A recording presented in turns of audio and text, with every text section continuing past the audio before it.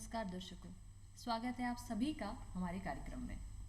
जैसा कि आप सभी जानते हैं कि महिलाएं समाज की धुरी होती हैं, परिवार के विकास का केंद्र होती हैं। कहा जाता है कि एक महिला को अगर शिक्षित किया जाए तो पूरा परिवार शिक्षित हो जाता है। वैसे ही अगर एक महिला सशक्त होती है तो पूरा समाज सशक्त हो जाता है। तो ऐसे में महिलाओं के विकास के लिए, उनके आगे बढ़ने के लिए, उनकी सुरक्षा के लिए प्रयास करना बहुत ज़रूरी है। अंतर्राष्ट्रीय बालिका दिवस, जिसे 11 अक्टूबर को मनाया जाता है, बालिकाओं के विकास के लिए किया गया एक ऐसा ही प्रयास है।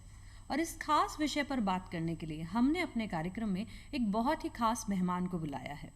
हमारे कार्यक्रम में हम स्वागत करते हैं एक ऐसी ही सशक्त महिला का जो महिलाओं के लिए मिसाल बन गई हैं, IPS officer Shrimati Maruti Joshi ji. Ma'am, आपका बहुत बहुत स्वागत है हमारे कार्यक्रम में। नमस्कार दीपाली। और मुझे भी बहुत खुशी है, बेहद खुशी है कि अंतर्राष्ट्रीय बालिका दिवस जैसे दिन, जो कि एक इतना महत्वपूर्ण दिन है जिसमें बालिकाओं की सुरक्षा, उनके बेटरमेंट को और उनकी सारी अच्छाइयों को, उनकी अपॉर्चुनिटीज़ को उन्हें किस तरह से मिलना चाहिए सब जीवन में आगे बढ़ने के लिए, उसको सेलिब्रेट करने का दिन है। और मैं भी कभी बालिका थी, तो इसलिए वो मुझे खुशी है कि आज मैं अपने उन दिनों को भी याद करूंगी और आज और बालिकाओं को भी प्रोत्साहन मिले कि वो भी अपना ऐसे ही कभी आगे बढ़ के और ऊंचाइयां छुएं और आप और हम उनको देख के खुश हों। जी बिल्कुल, आप जैसे लोग जो समाज में महिलाओं के लिए मिसाल के तौर पर यहाँ पर हैं, ताकि जो बालिकाएं हैं, जो महिलाएं हैं, वो आपको देखें और आगे बढ़ने की प्रेरणा लें। ना सिर्फ पुलिस महकमे के लिए आप प्रेरणा हैं और आपने उन्हें एक नया जीवन दिया है, वरन समाज के लिए भी आपका जो योगदान है वो बहुत सराहनीय रहा है। इसी के साथ मैं हमारे जो विषय है उसके ऊपर चर्चा आपसे आज शुरू करूंगी। हम बात करें अंतर्राष्ट्रीय बालिका दिवस जैसे 11 अक्टूबर को मनाते हैं, तो इसके बारे में मैं जानती हूँ क्योंकि बहुत से ऐसे दर्शक होंगे जो शायद ना जानते हों इस विषय के बारे में, तो उन्हें अगर आप अवगत कराएं कि यह क्या है और इसे क्यों मनाया जाता है। देखिए, वैसे तो हम अभी सभी जानते हैं कि अंतर्राष्ट्रीय बालिका दिवस 11 अक्टूबर को हर साल मनाया जाता है जी। और इसके पीछे की छोटी सी कहानी है। कहानी है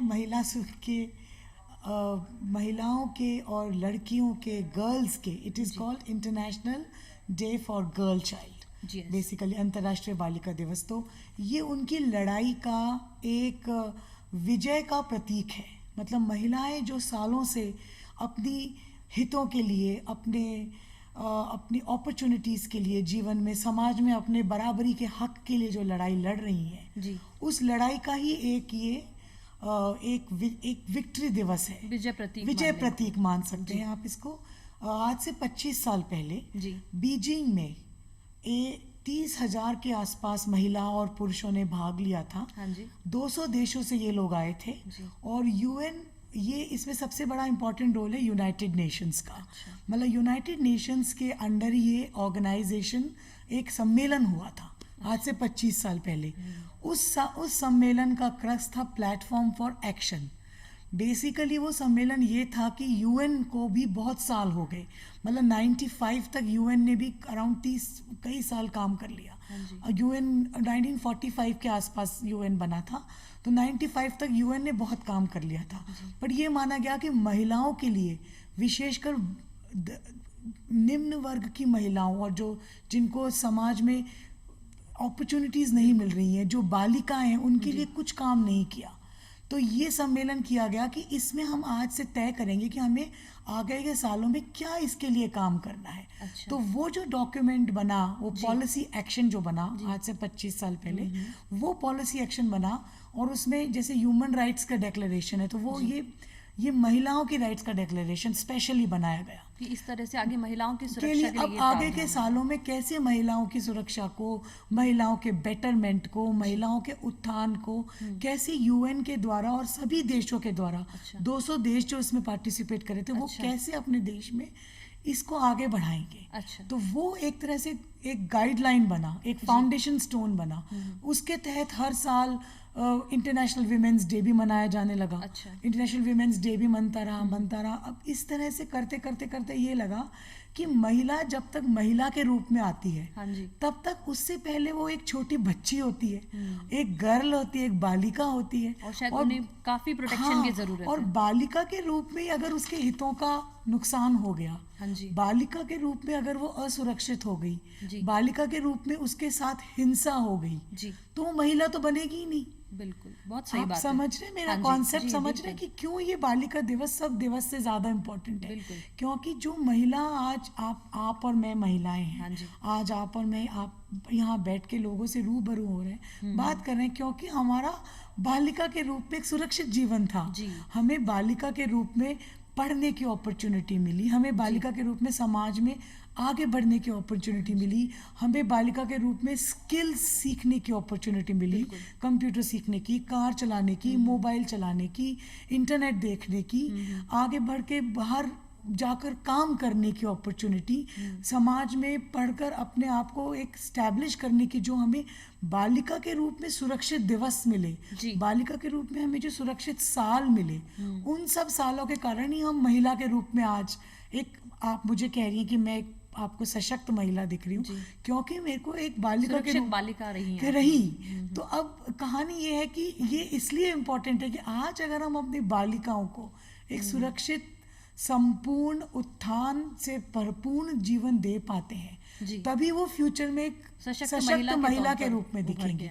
तो ये इस तरह से चलता रहा। और तो 2011 ये पहला चरण तो अंतर्राष्ट्रीय बालिका दिवस ही है। 2011 में, वर्ष 2011 में पहली बार प्लेटफॉर्म फॉर एक्शन के तहत ही, इस जो बीजिंग के डिक्लेरेशन के तहत ये तय किया गया कि हर साल 11 अक्टूबर को अंतर्राष्ट्रीय बालिका दिवस मनाया जाएगा। अच्छा। क्योंकि अब तक जो हम महिलाओं के लिए काम कर रहे थे उसमें कोई बड़ी प्रोग्रेस दिख नहीं रही थी।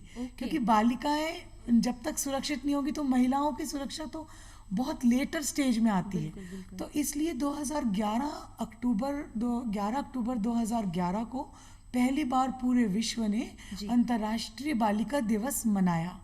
और उसके बाद हर साल, तब से लेकर अब तक हर साल हम अंतर्राष्ट्रीय बालिका दिवस 11 अक्टूबर को मनाते हैं और हर साल की एक थीम रखते हैं। अच्छा, थीम का मतलब ये है कि इस साल हम किस महिलाओं को, बालिकाओं को सुरक्षा देने के लिए हम किस कार्य पे काम करेंगे, कौन सी हमारी कार्य योजना होगी। अच्छा। तो जैसे चाइल्ड मैरिजेस, बाल विवाह एक थीम रखी गई। अच्छा। सेक्सुअल अब्यूज एक थीम रखी गई। और अब की इस साल की थीम है one voice calling for equality. Okay, my voice calling for equality. हर साल मतलब एक नए मुद्दे को। तो इस साल की है my voice equality for all.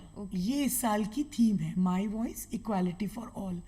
तो वो ये कहानी कहना चाहते हैं कि मेरी आवाज़ जो है, एक बालिका की आवाज़ इतनी बुलंद हो कि वो सबके लिए एक सुरक्षित इक्वल जीवन बना, एक समभाव से सभी को वो अपॉर्चुनिटीज मिले और वो अपना बेस्ट उनके अंदर से निकल के समाज में आ सके, सब तक पहुंचे। ये सब एक समान मतलब जैसे अगर हर घर में एक बालिका सुरक्षित होगी, हर घर में बालिका अपनी उचित तरीके से जीवन को जी सकेगी, उसको अपॉर्चुनिटीज मिलेंगी, तो वो एक पूरे समाज के अंदर एक सुरक्षित और एक उज्जवल भविष्य की हम कामना कर सकते हैं। इस तरह के एक एक बालिका को वो चीज, वो सुरक्षा, वो एक सुरक्षित समाज की तरफ हम बढ़ी तभी पाएंगे, जब हम बालिकाओं को हम सुरक्षित कर पाएंगे। जो हिस्टोरिकल एस्पेक्ट तो आई थिंक दर्शकों को समझ में आ गया होगा कि ये यूएन के द्वारा शुरू किया गया है, यूनाइटेड नेशंस के द्वारा, और इसके अंडर में वो बीजिंग डिक्लेरेशन है। और इस साल बीजिंग डिक्लेरेशन को 25 साल भी पूरे हो गए।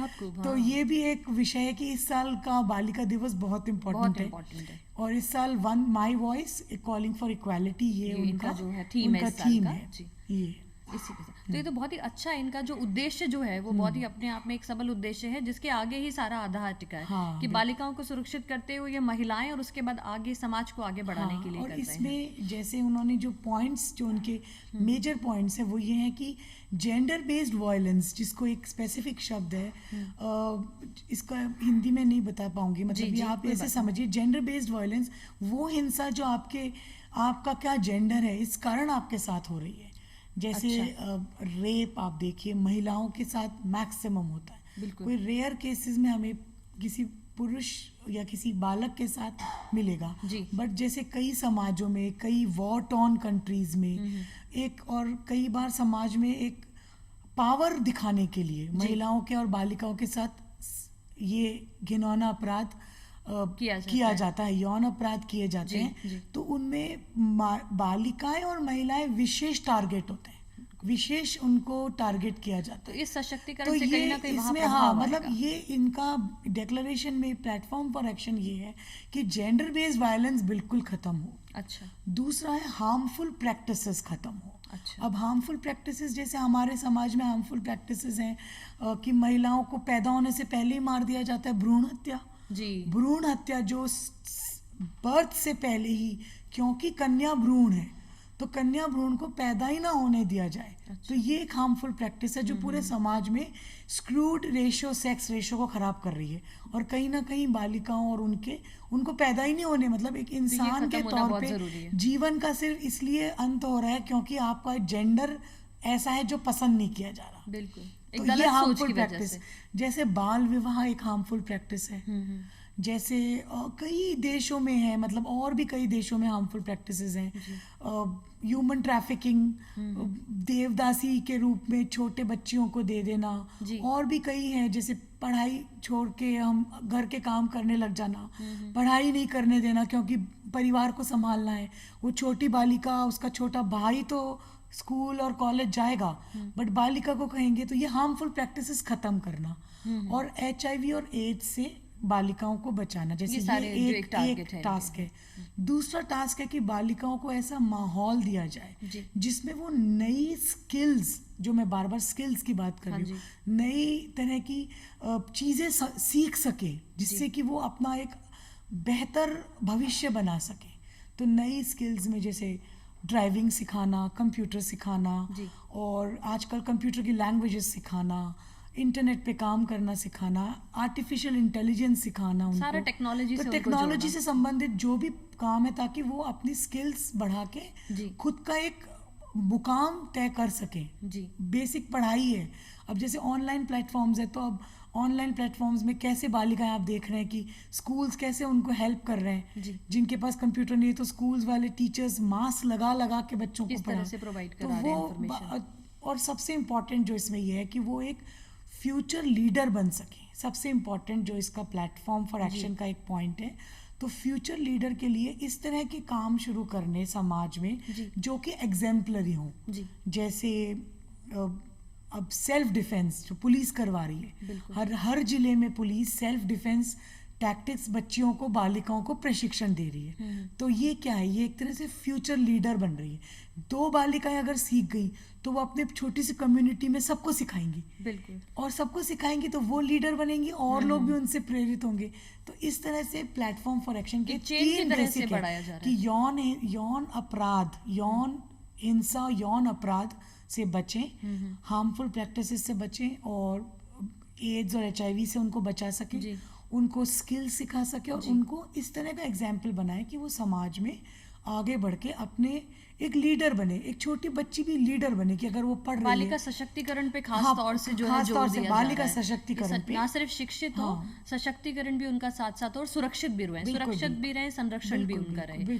आपने जैसे यहाँ हम यूनाइटेड नेशंस की बात करेंगे तो आपने भी यूनाइटेड नेशंस के साथ में पीस मेकर के तौर पर भी काम किया है। ना सिर्फ मतलब भारतीय समाज की सुरक्षा में, वरन विदेश में जाके वहाँ भी सुरक्षा के आपने वो जो झंडे गाड़े हैं उसके बारे में भी अगर आप हमें बताएं। वहाँ भी क्या आपने बालिकाओं के लिए किया था या समाज के लिए पूरा? नहीं, वहाँ पे क्या है, हमारा जो हम जिस काम के लिए हम जाते हैं वहाँ पे बेसिकली क्या है, यूनाइटेड नेशंस जो है वो पीस कीपर है बेसिकली पूरी दुनिया में, और उनका बेसिक पीस ही है। और प्रेजुडिस से हटना, बेसिकली प्रेजुडिस ना रहे कास्ट की, कलर की, क्रीड की, रिलीजन की, और हम सब एक इंसान के रूप में है। बेसिकली UN का जो फॉर्मूला है वो यही कहना चाहता है कि हम सब एक इंसान के रूप में इंसान के बेटरमेंट के लिए काम करें। और हम एज पुलिस ऑफिसर्स जो हम लोग जाते हैं, क्योंकि भारत ने यूनाइटेड नेशन साथ एक समझौता कर रखा है जिसमें हम ट्रूप कंट्रीब्यूटिंग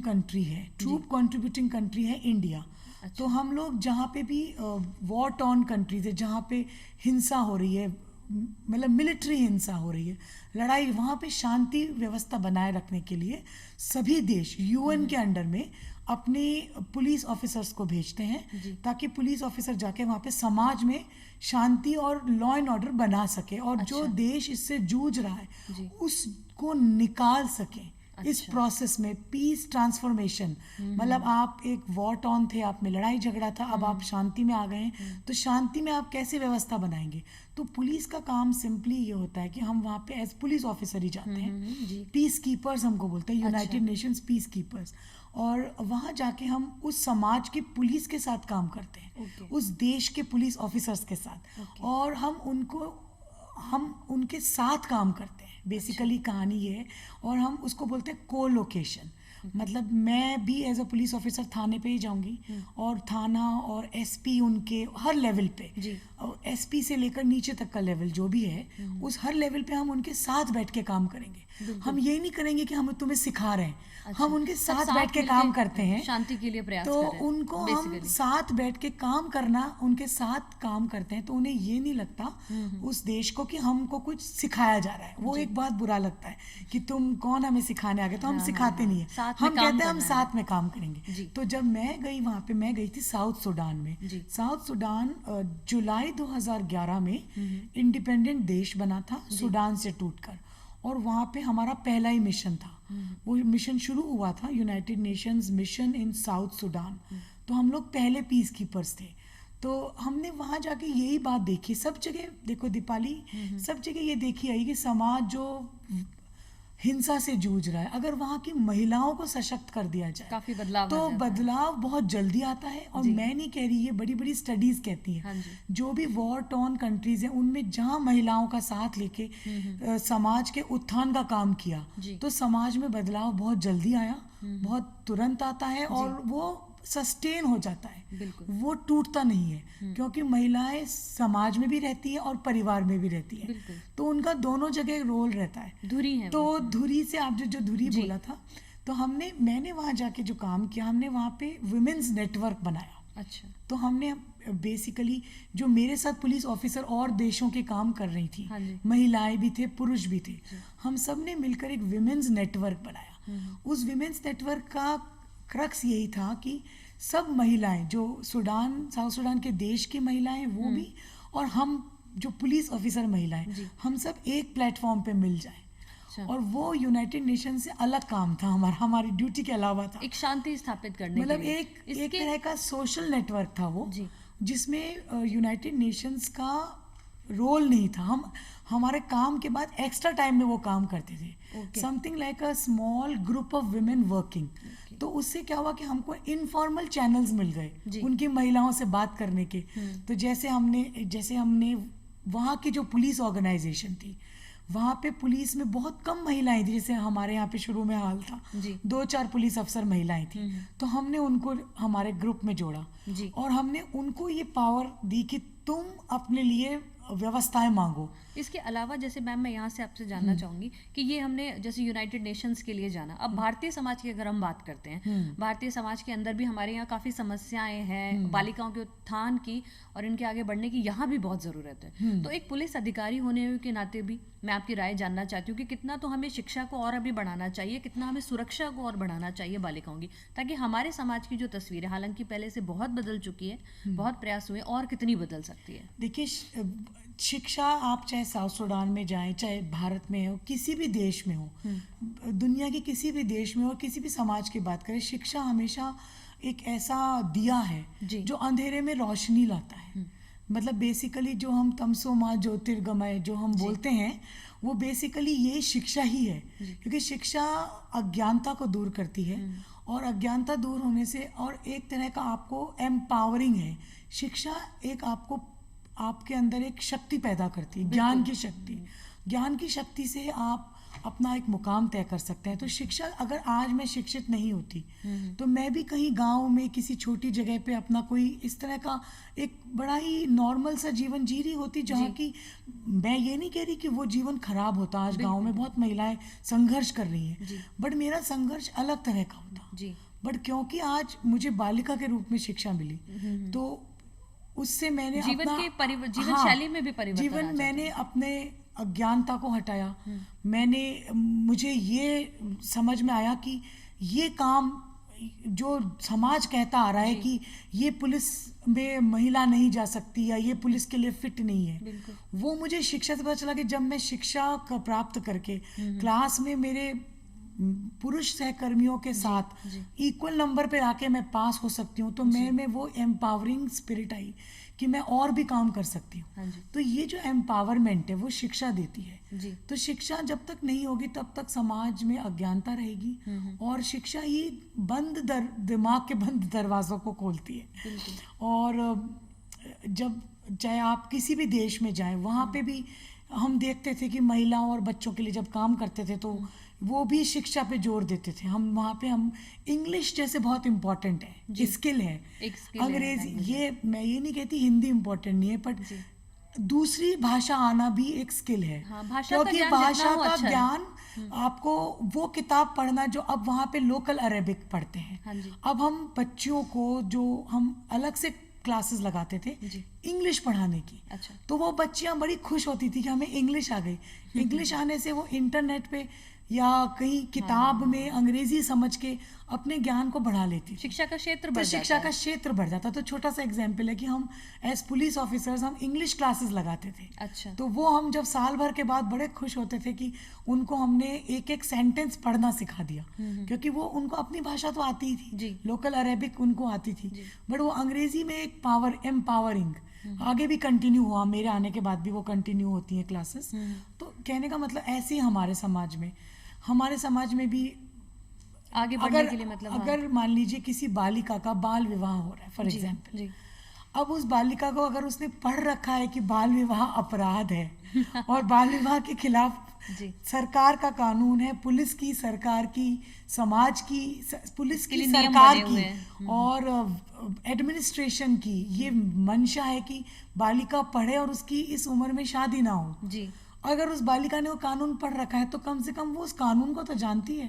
नहीं तो बहुत सी बालिकाएं यही शादी कर लेती थी कि मेरे माँ बाप ने कह दिया है। माँ बाप ही सब, एक बच्ची माँ बाप को ही देखती है, समाज को देखती है। तो आप देखिए बहुत ऐसे एग्जाम्पल्स आपको मिलेंगे अखबार में कि बालिका ने डीएम को फोन कर दिया या बालिका ने एसडीएम को फोन कर दिया और पुलिस ने और एसडीएम ने वहां पहुंच के वो बाल विवाह रुकवा दिया। तो Deepali, how is it possible? क्योंकि उस बच्ची ने पढ़ा कहीं और पढ़ के उसको पता चला कि ये मेरे फेवर में है। कहीं ना कहीं परिवर्तन की जड़ शिक्षा रही। हाँ, अगर वो अनपढ़ होती तो उसे इस कानून के बारे में अज्ञानता होती, बिल्कुल मालूम नहीं चल पाता कानून के बारे में। ये समझना कि हमारे एक पुलिस स्टेशन है, वो पुलिस स्टेशन हमारी मदद करता है।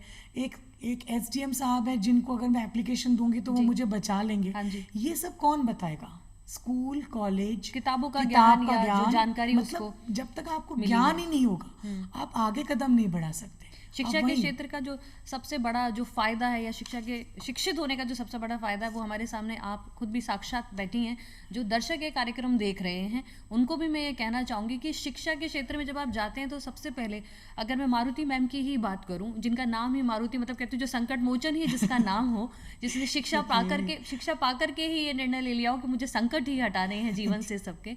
तो शिक्षा का ये एक साक्षात्कार आपके सामने है। हमारी खास मेहमान आज थी मारुति जोशी मैम, और इन्होंने हमें शिक्षा के ऊपर, अंतर्राष्ट्रीय बालिका दिवस के ऊपर जो जानकारी दी, मुझे पूरी उम्मीद है कि वो आप लोगों के लिए बहुत लाभदायक रही होगी और आपके काम आई होगी।